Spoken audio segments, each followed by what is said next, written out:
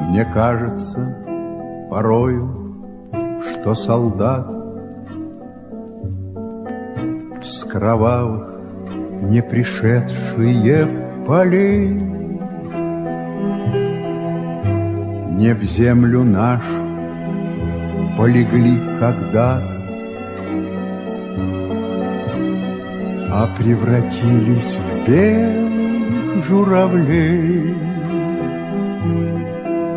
Они до сей поры с времен тех дальних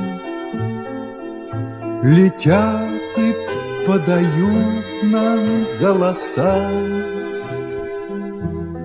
Не потому так часто и печально мы замолкаем, глядя в небеса.